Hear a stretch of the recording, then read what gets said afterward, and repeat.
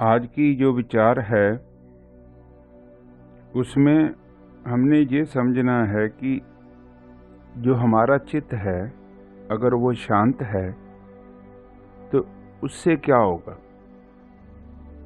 Normally क्या होता है कि जब हमारा चित्त अशांत होता है तो उसके अंदर एक ऐसी एनर्जी होती है, नेगेटिव एनर्जी उसको आप बोल सकते हो।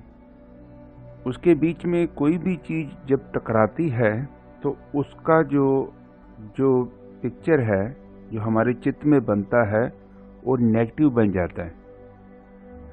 ऐसा नहीं है कि सामने जो चीज़ आई है वो खराब है जहाँ उसमें कोई बुराई है।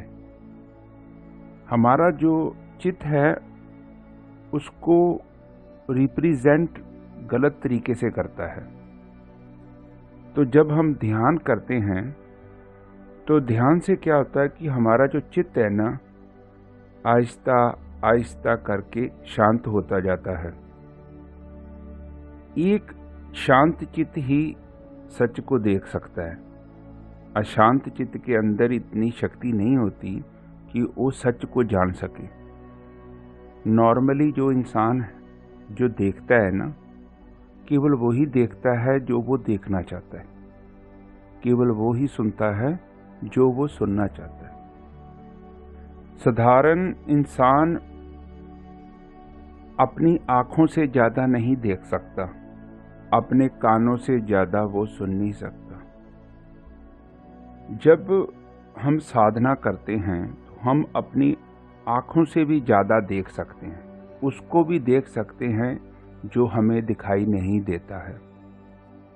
हम उसको भी सुन सकते हैं जो हमें सुनाई नहीं देता है। कबीर साहब कहते हैं, मूझ लिए सब दरवाजे, बाज लिए अनहद बाजे। कबीर साहब की वाणी में जो ज्ञान आता है वो कहते हैं कि मैंने ये आंखें बंद कर ली और मैं उसको देख रहा हूं जिसको इन आंखों से नहीं देखा जा सकता। मैंने इन कानों को बंद कर लिया और मैं उसको सुन रहा हूं जिसको इन कानों से नहीं सुना जा सकता। हमारे चित्त के अंदर चेतना का निवास है और हमारा मन वैसा ही रूप धारण कर लेता है जैसे हमारे पहले के 71 किए हुए संस्कार होते हैं। जो आपके अंदर चेतना है ना उसका प्रवाह आप देखोगे ना तो एक खास दिशा में जाता है। आप वैसा ही देखते हो जैसा आप देखना चाहते हो, आप वैसा ही सुनते हो जैसा आप सुनना चाहते हो।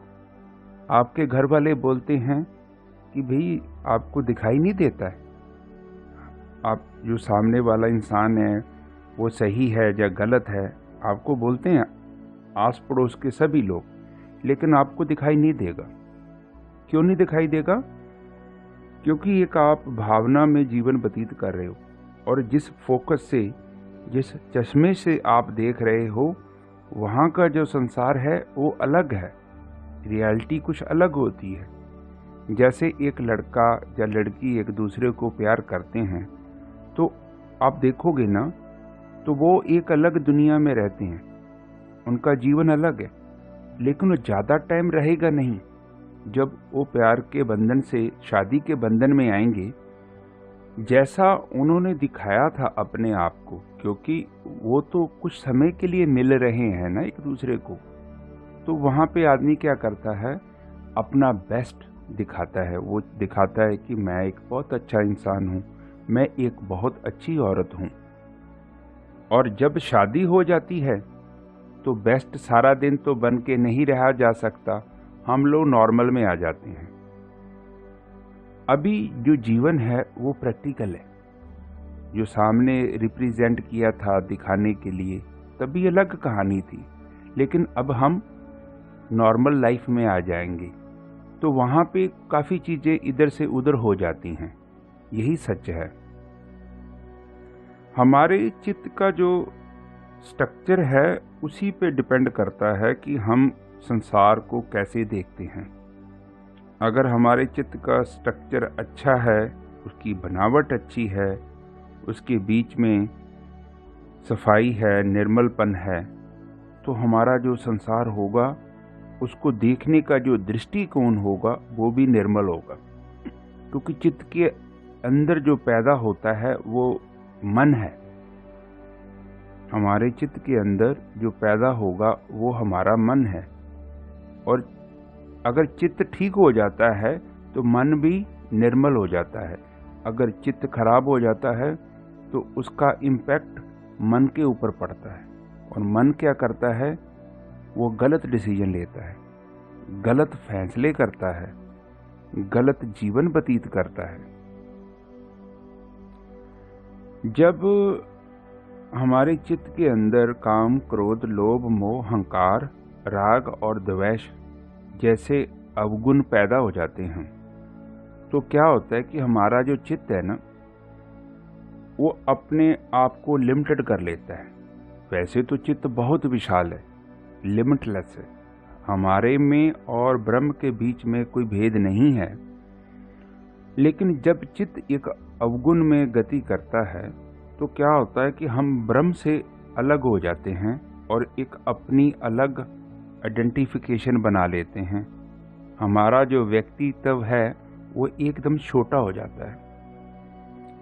जब ध्यान करते हैं तब हम ब्रह्मांड के साथ में एक हो जाते हैं, और हमारे और ब्रह्मांड के बीच में कोई भेद नहीं रहता है। कबीर साहब लिखते हैं, राम कबीरा एक भय, कोई न सके पहचानी। तो यहाँ पे ये बात समझनी चाहिए कि जब कबीर और राम एक हो जाते हैं तो दोनों के बीच में कोई भेद नहीं है। कबीर साहब अपनी एक तुक में ये भी लिखते हैं, मन निर्मल भया जैसे गंगा नीर, पाछे लागे हर फिरे कहत कबीर कबीर। अब जब ब्रह्म को ऐसी बांसुरी मिल गई, देखो बांसुरी के बीच में अपना कुछ भी नहीं है, वो तो जो हवा आती है उसको आगे भेज रही है, और जो सुर उसके अंदर है वो पैदा हो रहा है। वैसे ही जब कोई इंसान निर्मल हो जाता है, पवित्र हो जाता है, और ये पवित्रता, ये निर्मलता हमें ध्यान से मिलेगी। आपका जितना ध्यान एकाग्र होगा, आपका जीवन उतना ही ऊपर जाएगा, आपका चित्त उतना ही शांत हो जाएगा। हमारा ध्यान जितना चंचल होगा, हमारा जीवन भी उतना ही अशांत होता जाता है। हम जब पैसे के पीछे भागते हैं, हम जब चीज़ों को अपनी तरफ खींचते हैं, वो चीज़ें हमारे से दूर भी भागती हैं, आगे पीछे होती हैं। उससे क्या होता है कि आहिस्ता आहिस्ता करके हमारा जो ध्यान है वो बहुत चंचल हो जाता है। थोड़ी सी चीज़ हमारे चित्त में आके टकराएगी, हमारा ध्यान एकदम हिलने लग जाएगा। आप देखो, किसी ने आपको गाली निकाल दिया, किसी ने आपको बुरा भला बोल दिया, साधारण तौर से हमें इससे कुछ फर्क नहीं पड़ना चाहिए। जब तक हम नहीं चाहते, हमारे चित्त को कोई रिएक्शन नहीं देना चाहिए। लेकिन ऐसा नहीं है, ये चीज़ हमारे हाथ में होनी चाहिए। एक ध्यानी इंसान के चित्त का कंट्रोल उसके अपने हाथ में होता है। नॉर्मल जो इंसान होता है उसका जीवन उसके चित्त के हाथ में होता है। बहुत फर्क है। आप इस चीज़ को थोड़ा ध्यान से समझो। एक ध्यानी इंसान का चित्त उसके अनुसार चलता है, जैसा वो बोलता है उसकी बात उसका चित्त सुनता है। सामने जो संसार है उसके बीच में कुछ भी फेंके, लेकिन ध्यानी इंसान अपनी इच्छा के अनुसार ही रिएक्शन करता है, प्रतिक्रिया करता है। गुरबानी में ना शेख फरीद जी का एक दोहरा आता है। वो कहते हैं, काले मैडे कपड़े काला मैडा वेश, गुनाही भरा मैं फिरा ते लोक कहन दरवेश। जहाँ पे एक बात समझने वाली है, वो क्या कहते हैं कि मेरे अंदर बहुत गुनाह है, मैं एक अच्छा इंसान नहीं हूँ, उस चीज़ को वो स्वीकार करते हैं। ये बात हमें भी समझनी चाहिए। यहाँ पर हमें वो ये समझाना चाहते हैं कि अपने जो अवगुण हैं आप उनको देखो। आप उनको संसार से तो छुपा सकते हो, लेकिन आप उनको अपने आप से नहीं छुपा सकते। नॉर्मली हम क्या करते हैं, साधारण रूप से हम अपने आप को बहुत एक अच्छे इंसान की तरह संसार को दिखाते हैं। एक अपनी पत्नी को, एक अपने पति को, एक अपने बच्चों को, बच्चे अपने माँ बाप को, और जहाँ पे भी आप काम करते हो, हम लोग अपने आप को एकदम अच्छा व्यक्तित्व वाला इंसान के रूप में पेश करते हैं। असलियत में हम वैसे इंसान नहीं होते, हम कुछ और किस्म के इंसान हैं और वो केवल हमें ही पता होता है। लेकिन कई बार हम उस असलियत को झुठलाते भी हैं, हम उस चीज़ को मानने के लिए तैयार नहीं होते। और जब हम उस चीज़ को एक्सेप्ट करेंगे, स्वीकार कर लेंगे, तो क्या होता है, हमें उन अवगुणों से मुक्ति प्राप्त होने लग जाती है। देखिए, एक बात को समझना बहुत ज़रूरी है। अगर आपके पास किसी आत्मज्ञानी इंसान की संगत है, आप ऐसे इंसान की संगत कर रहे हो या उसकी बातों को सुन रहे हो, तो क्या होगा, आपके जीवन में परिवर्तन आना बहुत ज़रूरी है। और अगर आपके जीवन में कोई परिवर्तन नहीं आ रहा, आपके जीवन में कोई ऊंचाई नहीं आ रही, तो आपने उस इंसान को सुना जरूर है, लेकिन आपने ध्यान नहीं दिया। ध्यान का मतलब, एक जब बच्चा है वो स्कूल में जाता है, वो क्लास में पढ़ता है, किताबें भी लेके जाता है, लेकिन वो क्या कर रहा है, वो टीचर की बात को सुन नहीं रहा। तो सो क्या होगा, वो जैसा आएगा वैसा ही चला जाएगा, उसके जीवन में कोई परिवर्तन नहीं आएगा। इसका कारण क्या है, वो आता तो है लेकिन ध्यान से सुनता नहीं। जब तक हम ध्यान से सुनते नहीं, हमारे जीवन में उसका इम्पैक्ट नहीं पड़ेगा, उसका असर नहीं होगा। इंसान गलत दिशा में जाता है। प्रकृति के अंदर सब भोग हैं, हम उनको भोगने के लिए जाते हैं, हमें अच्छा लगता है। इसका कारण होता है कि हमारे जो इंद्रिय हैं, उनके जो भोजन है वो प्रकृति में है। ये ब्रह्मज्ञानी क्या करते हैं, हमें बतलाते हैं कि आप जिस जगह पर बैठे हो वो सही जगह नहीं है, आप इससे ज़्यादा बेटर लाइफ डिज़र्व करते हो। ऐसे ही एक बार की बात है, प्रहलाद जी ने देखा कि एक सूअर है, वो बिष्टा खा रहा है। तो उस सूअर को उन्होंने बोला कि इसको भी हम बैकुंठ में लेके जाएंगे। तो आगे से सूअर क्या बोलता है कि वहाँ पे महाराज मुझे बिष्टा मिलेगी खाने के लिए। यही इंसान की समस्या है। इंसान भी बिष्टा खाता है और उसी को ही सबसे श्रेष्ठ भोजन मानता है, जबकि ग्रंथों में ये बताया गया है कि हमारे पास एक वस्तु है, अगर हम उसको बेचते हैं तो उसके बदले में हमको भगवान मिल सकता है। वो वस्तु क्या है, हमारा मन। जब हम अपने मन को परमात्मा के चरणों में अर्पण कर देते हैं, तो हमें वो अपने घर का रास्ता बता देता है। और जब तक कोई इंसान अपने मन को समर्पण करने के लिए तैयार नहीं होता, तब तक किसी भी इंसान को आत्मज्ञान की प्राप्ति नहीं हो सकती। वो अपनी आत्मा को कभी नहीं जान सकता। इसका कारण ये है कि जो हमारी आत्मा है वो हमारे मन के अंदर रहती है, और मन के अंदर प्रवेश करने का केवल एक ही तरीका होता है। जब आप निर्विचार हो जाते हो तो तो आप अपने मन के अंदर प्रवेश कर जाते हो। जब हम अपने ध्यान के अंदर प्रवेश करते हैं, कहने का मतलब अपनी चेतना के अंदर जो हमारी शक्ति है, जब हम उसके अंदर प्रवेश करते हैं, तब मालूम पड़ता है कि मेरा संसार के साथ क्या कनेक्शन है। क्या मैं एक चरणजीत इंडिविजुअल छोटा सा आदमी हूँ या इससे बड़ा हूँ? वहाँ जाकर ही आपको ज्ञान होगा। ये मेरी बातें सुनने से आपको कोई ज्ञान नहीं होगा। ये ज्ञान आपको तब होगा जब आपका ध्यान आपके ध्यान के अंदर स्थिर हो जाएगा। उस अवस्था में आप उसको सुन सकते हो जिसको इन कानों से नहीं सुना जा सकता।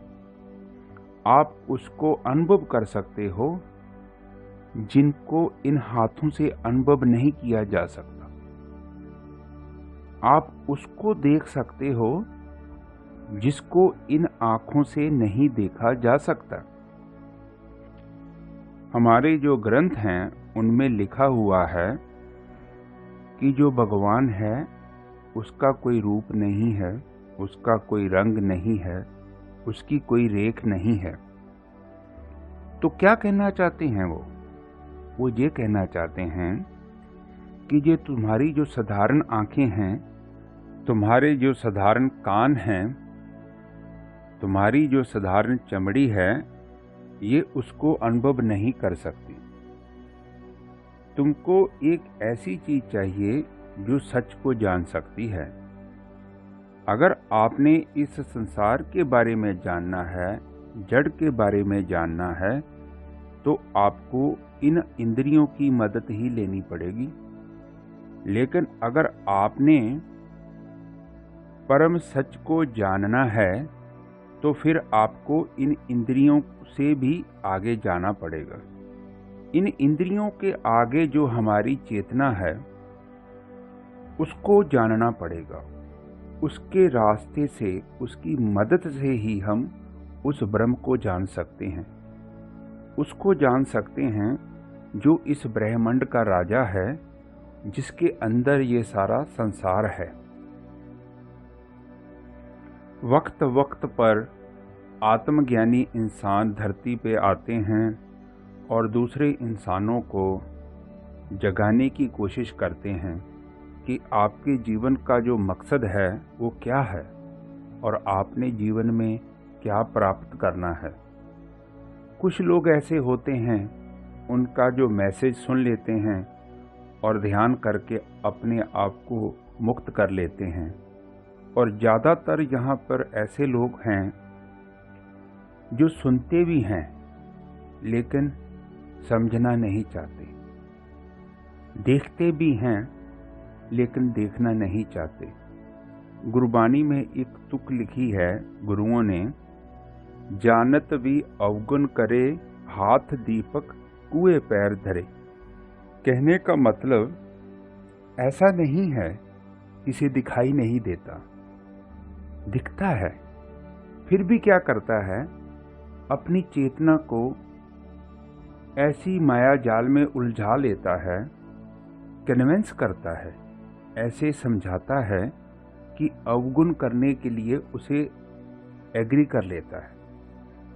नॉर्मली हमारी जो चेतना है वो हमारा गुरु है, वो हमें गलत काम नहीं करने देता, हमें बचाना चाहता है। लेकिन इंसान क्या करता है, बहुत चालाक है।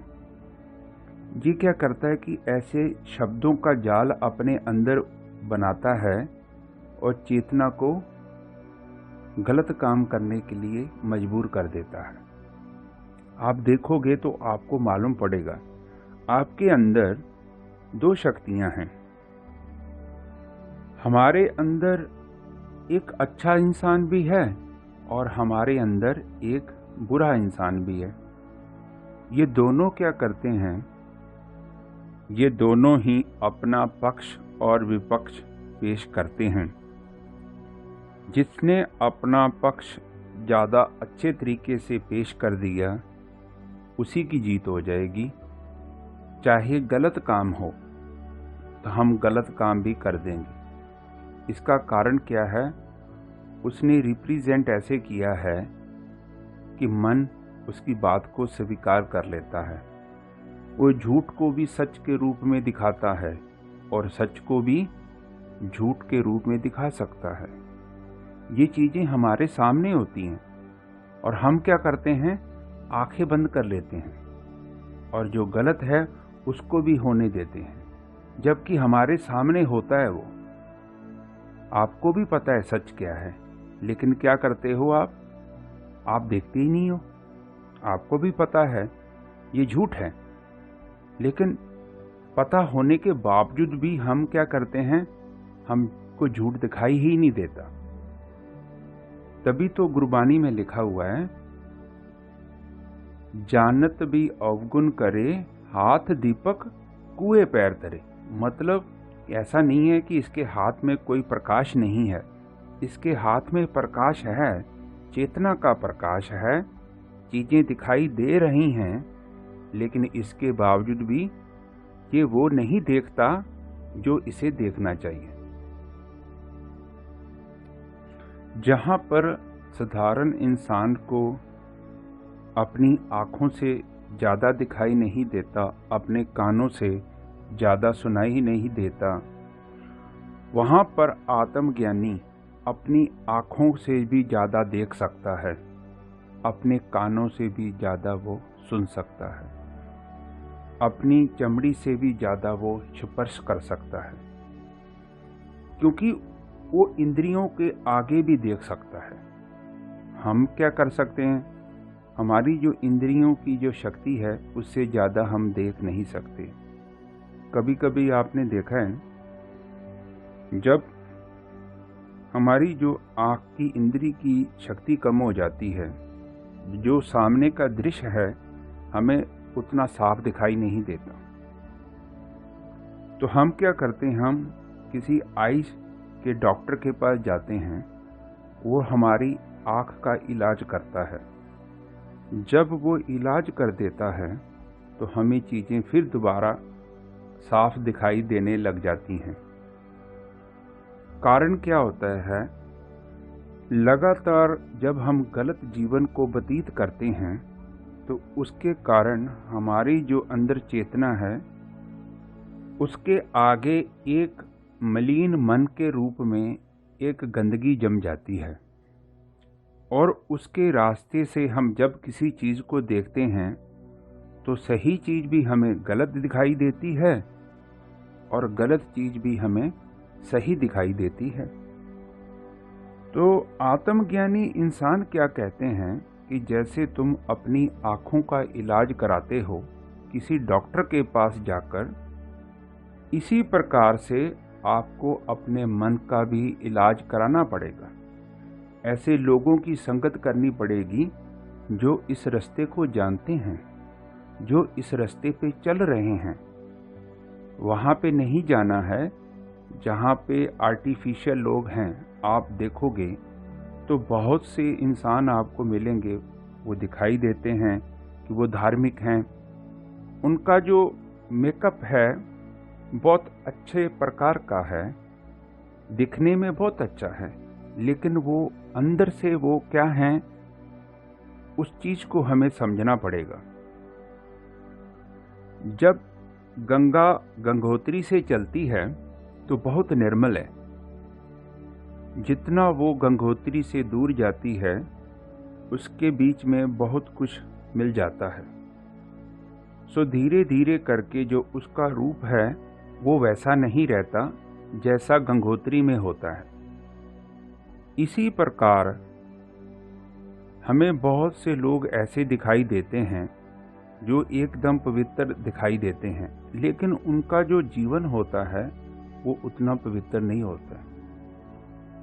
वो लोग भी एक साधारण इंसान के जैसे ही संसारी ही हैं, लेकिन क्या है, उन लोगों ने थोड़ा सा मेकअप अच्छा किया हुआ है, और जब इंसान मेकअप कर लेता है तो असलियत को नीचे छुपा लेता है, और वो असलियत को समझना बहुत जरूरी है।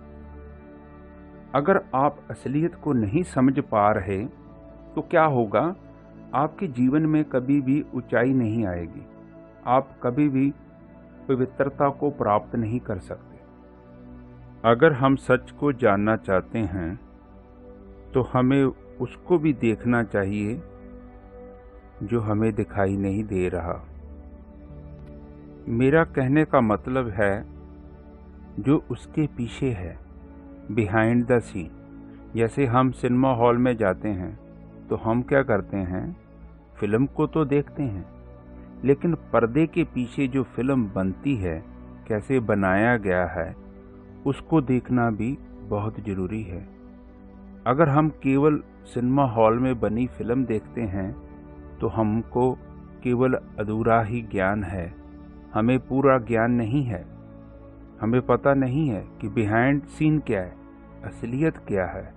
सो हर चीज़ की एक असलियत होती है, हमें उसको भी देखना चाहिए अगर हम सच को प्राप्त करना चाहते हैं। अगर हम अधूरा सच जानते हैं तो हमें कभी भी पूर्ण सच की प्राप्ति नहीं होगी। जो ब्रह्मज्ञानी होते हैं उनके शब्दों में एक आत्मा होती है, उनके शब्दों में एक आत्मा होती है। वो अपने शब्दों के माध्यम से हमें परम जीवन की तरफ इशारा करते हैं। हमने जाना है या नहीं जाना है वो हमारी मर्जी है। हमें कोई ज़बरदस्ती आत्मज्ञान नहीं दे सकता। जब तक हम खुद उस दिशा की तरफ चलने के लिए तैयार नहीं होते, हमें कोई अपनी आत्मा के पास नहीं लेके जा सकता। जो इंसान इधर उधर से ज्ञान एकत्र करके बोलता है, उसके लफ्ज़ों में आत्मा नहीं होती।